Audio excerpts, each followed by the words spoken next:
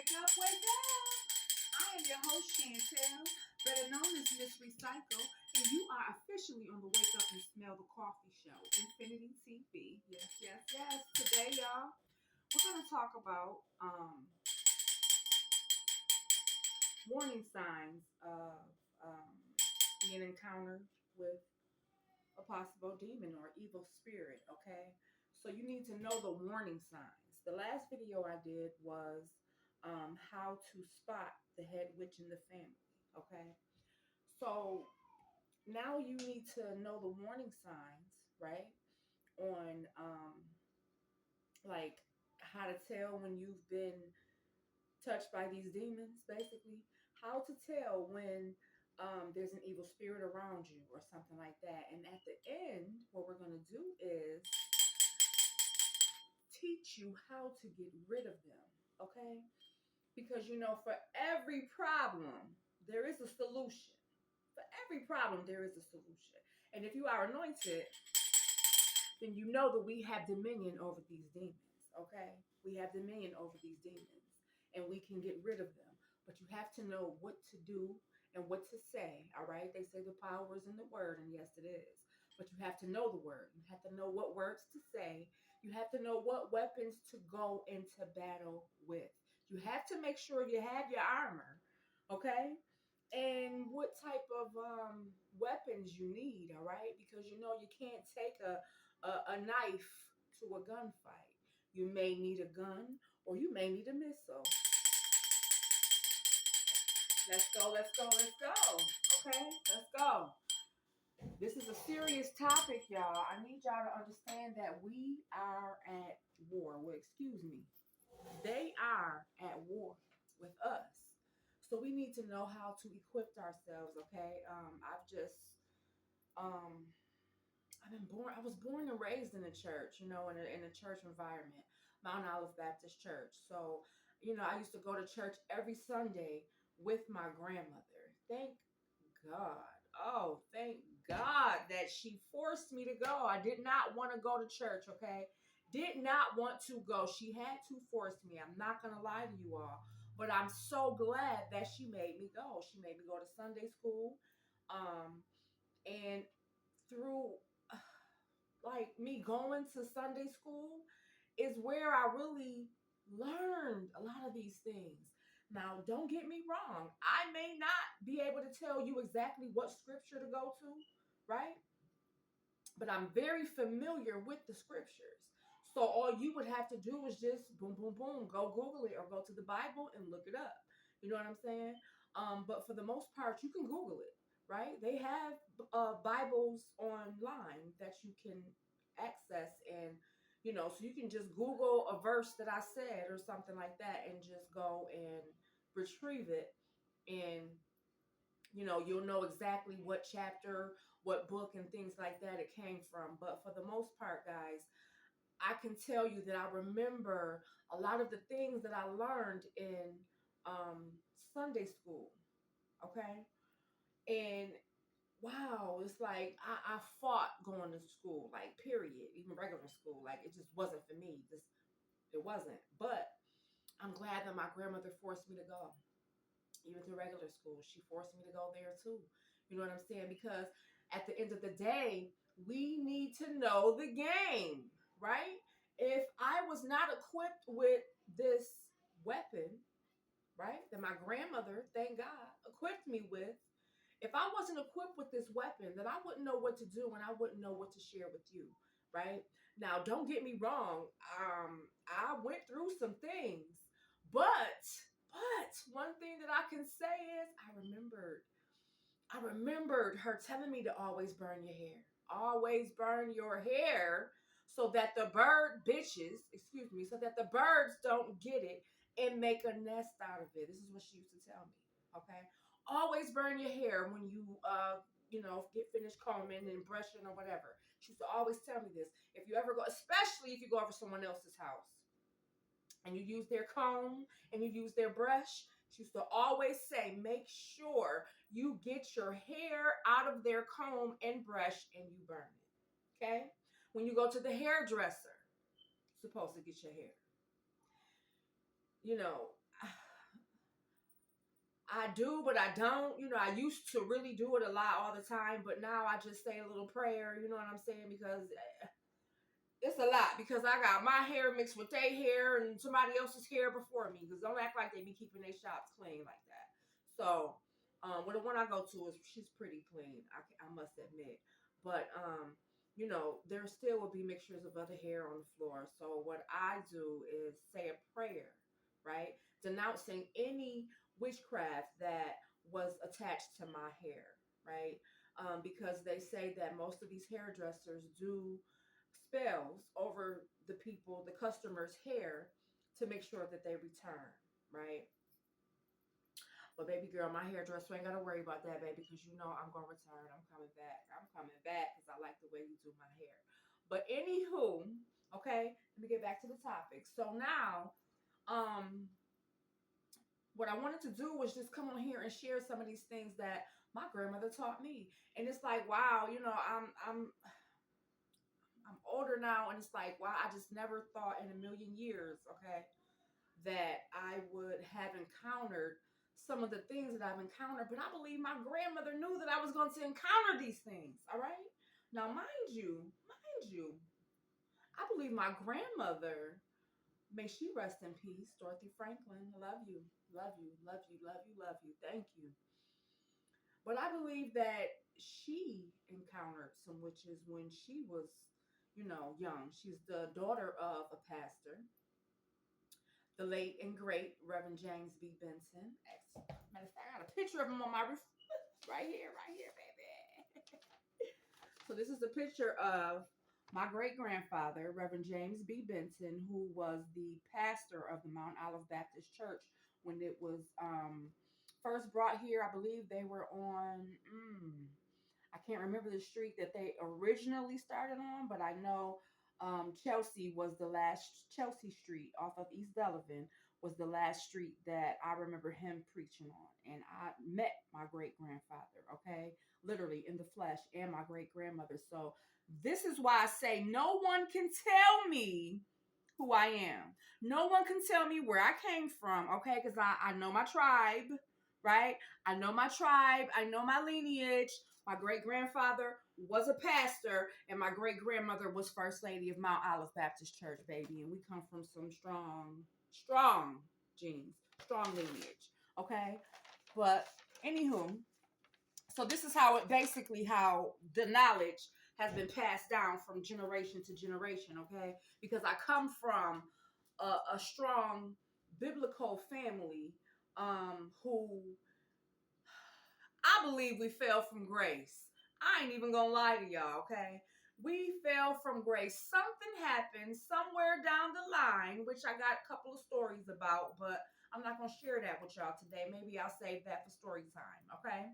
But anywho, there were some things that happened, and I believe that it caused our family to fall from grace, and this is why we're kind of like scattered, like it says in the Bible, you will be scattered throughout the earth. So this is it. But I believe my job is to help break these things. Okay, so my job is to break these generational curses that has been inflicted upon my family, and I believe that I just believe. I believe. Okay. So let's get to it, y'all. What I wanted to do today is talk to you guys about the warning signs that you may have encountered a demon, spirit, or evil spirit, demon, whatever you want to call it, okay?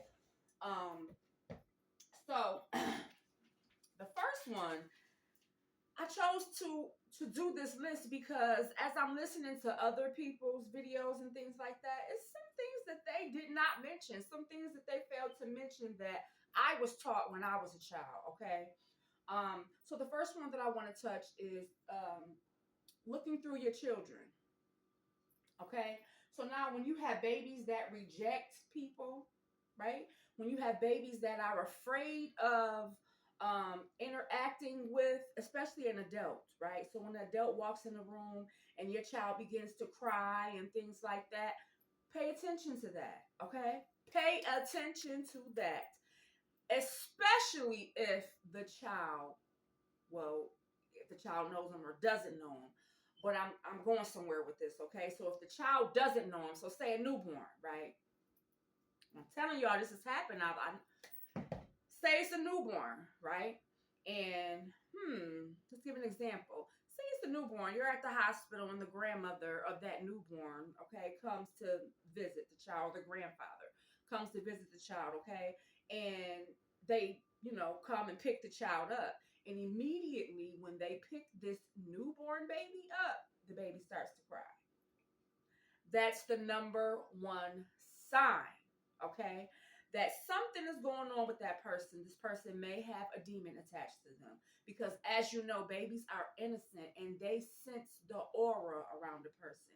They can sense when a person is good or bad, okay? Their discernment is off the roof, off the chain. This is why they call them innocent, right? Innocent babies, innocent blood. This is why they want that innocent blood, because that innocent blood holds power. And they know this. They know this, y'all. So you guys have to know that your babies, when they're babies, they are innocent. They see spirits, they see dead people, and they can sense a demon or an evil spirit in a person. So pay close attention to that. When your child gives you that sign, you want to try to keep your child away from that person as much as possible. As a matter of fact, you might even want to stay away from that person, okay? Because like I said in the beginning, you want to look through your children. A lot of times we have to look through our children. So when our children don't like someone, an innocent child is not really feeling somebody, then that's giving you a sign as the parent. This may not be a good person. Okay? So just remember that. Because yes, that is definitely one of the biggest signs. And my grandmother used to always say that when I was a child. She warned me, right? And my son showed me. Now his name means discernment. So, baby, when I tell you, okay, people would try to touch him and talk to him, and he'd be like, Certain people he would not talk to, okay, but certain people he would. So I paid close attention to that. The ones that he would talk to, I'm like, okay, they pretty good people. But the ones he wouldn't talk to, the ones he was running from, crying whenever they come around, especially this one particular person, he cried all the time when they came around, to the point where this person started to get offended and started to tell people that, oh, she's making her baby hate me. You cannot make a baby hate a person, first of all. Remember that. There's no way that you can make a baby, okay, a little baby, an iron baby, hate anyone. They're going off of their spiritual instincts, okay? So that's number one. Now, number two, if your luck becomes bad all of a sudden when these people come around, or say you get into a new relationship or something, right? And everything was good before you got with that person, and then like once you get with this person, things may not start happening right away, but you may notice within 2 to 3 months, you know what I'm saying, like something drastic happens. And you know I don't know, maybe within a month or so, like your car might break down and boom, you know what I'm saying, your plans get kind of shifted, because whatever it was that you had planned on doing with this money, right? You now have to take it and pay for your car to get fixed because of some miscellaneous thing just happening, right? And not just that, right? That just could be, that's the small part of it, right? But okay, so say that's the first thing that happens. Then a week after that, something else happens. Say you lock your keys in your car when you go to pick this person up, right? And as soon as you get out, the person's like, oh, well, don't look at that as like a bad thing. If they notice, if a person brings it to your attention that they notice that something happened that kind of shifted your day that normally wouldn't happen, and then they mention something like, oh, well, don't think that it's bad luck, or don't think that I'm bad luck, or something like that, because this and that and this is happening. Warning sign. Obviously they must be bad luck, and they know they're bad luck, and they know that by them being around you, their bad luck is going to bounce off on you, and that's exactly what it's doing. Okay. um it could be that finances start to just kind of like disappear all of a sudden. Not as if someone's stealing it from you, but it's just the fact that you just can't keep money anymore, or money's not coming in like it used to, and things like that. Disconnected. Or just signs, warning signs. You get warning signs when, and we have to pay attention to them. A lot of times the warning signs go over our heads. They go over our heads and we don't pay attention to them. I received so many warning signs, but I overlooked them because I guess I was in love, or I don't know. That has to be like the only reason. A lot of times when you're in love with someone, yes, you will look over a lot. That's why they say love has no boundaries. Love has no, like, it just has no limits. You know what I'm saying? Like, there's no limits of what you would take when you love someone. But baby, when you stop loving someone, that's when you know, because it's just boundaries. It's like you're crossing them now. But anywho, let me continue. Okay, so that was number 2. Now what did I say? Discernment will allow you to be able to evaluate the situation properly, right? So discernment is like knowing good and bad. You know what I'm saying? You know when someone comes in your life, if you're doing good and you're prospering, that means that they're of God. It's a good thing, okay? If they come into your life and now all of a sudden things are declining, like CPS is getting called on you, you're losing your children, your car is breaking down, you don't have transportation anymore, like you're just going through a lot of stuff in your life, that's when you know that it is not of God and someone may be doing something against you, right? In the spiritual world. Because things like that just don't happen by chance. There's no way that you can just be a person who's, good luck all your life. Like things always really been going your way. You know what I'm saying? You speak things into existence. Always had money, always. And then all of a sudden you get with a person and those things stop. You have to know that something is being done on you. And a lot of times these people are envious of their life. And you wouldn't know. You wouldn't know until things start happening. You know what I'm saying? And a lot of times, like, people get with people for crazy reasons, y'all. Crazy. So this is why you have to know and use your discernment to know if this is a good situation or if it's a bad situation. And if you ask God, to give you that discernment, he will give it to you. Believe me. Believe me, he will. But you have to cry out. You have to cry out and ask for assistance. You have to ask for help. You are in a spiritual war and you don't know what to do, right? That's like going into a fist fight and you don't know how to fight, right? Okay, yeah, if you smart, you're gonna use some weapons or whatever. You're gonna pick up something and you know what I'm saying? But a lot of people don't think like that. You know what I'm saying? And then when it comes to war, nothing is fair. There is no fair ones when it comes to war. So do you think these demons is being fair? Do you think that they are abiding by the law? Because there are certain laws that these demons have to abide by too, right? But they're crossing it. They're crossing it because they're manipulating it, right? They forced us into sin so that they would be able to penetrate us and cause us into further sin. Like, it's crazy. We're in a manipulation game. But anywho, let me continue. So, another one that I wanted to point out to you guys, number 3, okay? When you're experiencing weight loss, like drastic weight loss, or like your body just seemed to be changing in like a crazy way or whatever, or you start looking ugly. You know what I'm saying? Like all of a sudden you know how you see yourself as beautiful and then all of a sudden you wake up one day and you don't see yourself as beautiful anymore. You're looking at yourself like, you know what I'm saying? You're seeing like, no, somebody put an ugly spell on you. You get to the point where you don't want to do your hair. You're not keeping up with yourself like you would normally do if you're that type of person who normally gets their nails done and gets their hair done and things like that. And then all of a sudden, your friends coming around like, girl, what's wrong with you? Why you not, you know what I'm saying? Like, what's going on, boo? Why you not getting your hair? Like, you want me to, can I do your nails for you?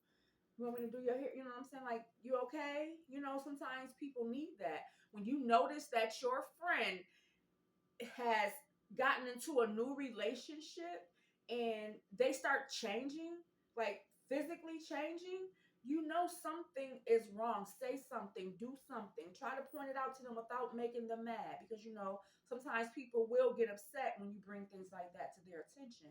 But as a friend or a family member, if you notice things like that, you have to say something. Pull them to the side, because a lot of times that may snap them out of the spell.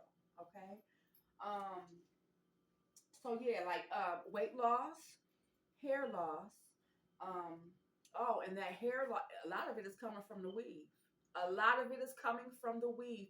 You ladies need to know that that weave has so many spirits attached to it. So, especially the human hair, okay? But that synthetic hair isn't good either. But that human hair has a lot of spirits attached to it. I believe I did a video on it not too long ago. I'm gonna see if I can find it, and I'll probably attach it in the comments. But if not, I'll do another one. But it spoke about how I believe it was the women from India or the Hindu women or something like that. They shave their hair as an offering to their god, right?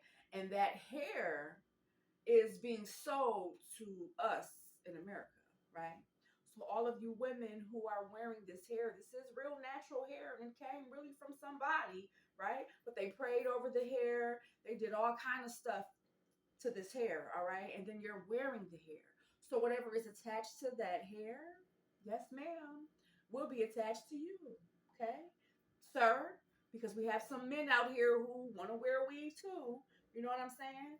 Um, so yeah, like crazy situation, and I'm gonna touch on that topic one day as well. You know what I'm saying? As far as the men mocking God, because that's basically what they're doing when they're performing these homosexual acts or whatever. How I believe the Baphomet is really a woman. You know what I'm saying? Because if you pay close attention, it has breasts, and they're trying to say, "Oh, it's the hermaphrodite" or whatever, whatever. If that is the case, then I don't know. I don't know, but I know that I see a woman. Okay, so if that is the case, if she is, or if it is a hermaphrodite, then that goes back to, now this is what they consider to be a god, right? So that goes back to them mocking a quote unquote god, right? And or mocking women. That's not. I don't want to, attach Baphomet to being a god, but they do consider Baphomet to be their god. That's the god that they worship. So, um, so let's go back to the woman, right? You're mocking a woman, right? And what you say, black woman is God, right?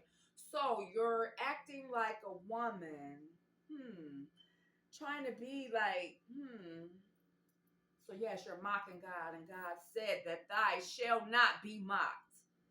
So stop mocking us. So I'm gonna do a video on that one day as well, and that's another form of witchcraft too that most people don't know. That should be on the list as well. Homosexuality. You have homosexuality that's reigning high in your family. That is a form of witchcraft, okay? Because that is the sexual misery spell. Sexual misery. Because most people who get molested, right? Most children who go through that, okay, become disturbed. And then they become very promiscuous. So that falls under the sexual misery.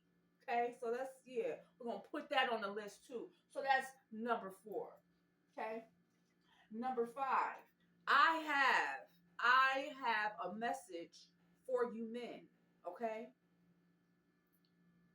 I guess women can, it could be done to women too, but it's less than likely. I haven't really heard of any men doing this to women except for Nature Boy, I guess, or whatever. They were saying that Nature Boy was putting his semen into the food and having his followers ingest it, and that was a way of him maintaining power over them, like a woman would do with her menstrual blood.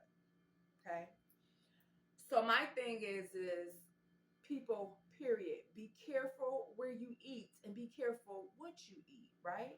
And I'm advising my men not to even eat any type of red food coming from a woman, especially when she's on her menstruation. Okay, so now I can't really tell you not to eat it from her at all, but really I wouldn't. I wouldn't eat it at all because some of these chicks is putting it up in the freezer, waiting for the perfect opportunity to drop it in. So you have to be very, very careful with that shit. I don't believe in that shit because I want a man to love me for me. I'm not putting none of my nothing in your food to cause a shift in your personality and how you feel about me, because I believe truthfully at the end of the day, these women that do that are the ones who are getting beat up by their men, right? Because just like they say, if you give a dog what? If you give a dog blood or red meat, it will go crazy. So y'all ladies keep that in mind the next time you want to throw some blood up in your man's spaghetti or his lasagna or his chili or some shit like that. And then don't sleep, y'all. They might be putting it in your motherfucking red juice. Okay? They might be putting it in your red soda. So I wouldn't take anything red from a woman, my men.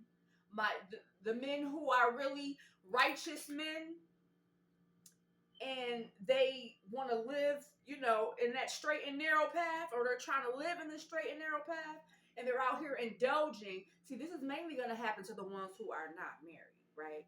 So they're out here indulging with these women who have no self-control. They want what they want, right? Not really knowing what they're getting themselves into. So they'll do magic on you just to keep you and have you go crazy. You end up killing her and end up in jail for the rest of your life. So just take my advice. I'm asking y'all. I'm warning y'all to just stay away from the red stuff when it comes to these women. Okay? Period. Even when you out at these restaurants, they probably doing it to make you come back. Like, who the hell knows? I just, will try to avoid anything that has anything to do with anything red or any red sauce. And that's pertaining to my man. Now, you ladies, like I said, you got to be very careful too, because you do have some men who will put their semen in your food. I've only heard of that happening on one occasion, but that's just the one that I've heard of. That's the one that became public. So we don't know how many other men are out here doing this, okay? How many other men know of this and, the effects of it. Because like I said, I never really heard of it being done except for through the Nature Boy. But if you see how much power he had when it came to his followers, then I don't know, it must have some type of effect. So just be very, very careful, where you eat and what you eat, who you allow to cook for you, period. It's good to, if you're going to have somebody cook for you, like, watch them. Be there while they cook. I don't know. Always pray over your food, though. Always pray over your food before you eat, okay? That's very, very, very important. Now, as you guys heard, okay, my speaker went out, so I was going to play this video for you guys, but wow, and my phone went dead too. Are y'all serious? Satan, ooh, the devil is a lie. The devil is a lie, y'all. Okay. So what I was getting at with this is the power's in the blood at the end of the day, right? And I believe that when you do that, ladies, it causes domestic violence, right? It causes y'all to get beat up. I really, really believe that. I've experienced it in my lifetime. I've watched it with certain women. I've never done it myself. Like I said, I don't believe in that.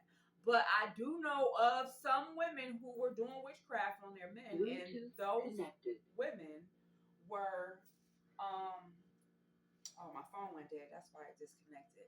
And those women were getting beat up by their men. And I knew for a fact that they were doing witchcraft on their men. So that's why I believe it's attached to that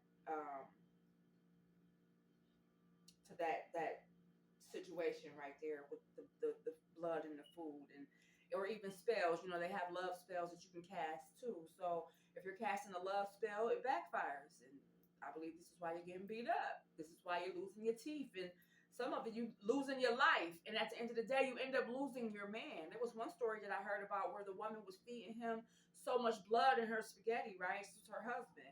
And when she reached menopause, she couldn't feed him the blood anymore. Don't you know he went crazy because he wasn't getting that blood anymore? And what did he do? He ended up killing her, y'all. So I know I'm not tripping. I know I'm not tripping. I watch a lot of Black Girl Gone videos, okay? And they show how a lot of these women meet these men, a lot of successful women too, meet these men who don't really have too much of anything. Not to say, people go off potential sometimes. I've done that before, but I really wouldn't even recommend it. You know what I'm saying? You got to have somebody that's at least like semi on your level in order for it to even out. You get what I'm saying? Because if you get a broke man, then you're going to be taking care of that man. Of course, potential, yeah, can get him to, but he has to have, okay, along with potential, he has to have the get up to do it because he can have the ideas, he can have the thoughts, he can have the, but does he have the oomph? And a lot of times people get comfortable. They see that a woman is in need of a companionship and they prey on that. They say, what is it? Men sneak into the house of silly women and they will, listen, they will float your boat, baby. Your boat and your children's boat. Your mama's and your, okay? Don't play. But listen, y'all. This is, it was from Psalms 23. Psalms 35. So if I'm unable to play this for you guys, I want you to go to Psalms 35, right? And there's a prayer. Let me put you on to Discover the power. No, but seriously, this is something a lot of people say? Well, Discover the power of Psalms 35 to drive enemies away from your life. Okay? So this is for people who are suffering. Your life powerfully. I'll let him tell you. My dear sister, do you feel like something is holding you back in life? As if you are facing invisible battles that drain your strength, your dreams, and even your peace? Maybe you've noticed that every time you're about to achieve something, something goes wrong. Doors close, opportunities disappear, and you feel a spiritual weight that you can't explain. This is not a coincidence. There are spiritual forces trying to stop your progress. But today, in the name of Jesus, we are going to break every evil work against your life. Psalm 35 is a powerful weapon against witchcraft, envy, curses, and spiritual attacks. If you need divine protection and want to see your spiritual enemies fall, stay with me until the end of this prayer. Get ready, because God is about to move. How many times have you felt surrounded by false, envious people who secretly wish for your downfall? People who, instead of rejoicing in your victories, take pleasure in seeing your struggles. Maybe you have trusted someone only to be betrayed in your moment of greatest need. Or perhaps you've noticed that certain relationships, whether friendships, work connections, or even family ties, seem to drain your energy, as if something is spiritually weighing you down. And more than that, have you ever felt like, no matter how hard you try, something invisible is blocking your progress? Promising projects suddenly fail, opportunities vanish without explanation, and doors that seemed wide open shut at the last moment. Has it ever happened to Even you? worse, a deep, unexplainable anguish takes hold of your heart, as if something is preventing you from stepping into your victory. Yep. This is not just bad luck or coincidence. They give you The a Bible heavy heart. teaches us clearly in Ephesians 6:12 that our struggle is not against flesh and blood, but against principalities and powers of darkness. In other words, there is a spiritual battle happening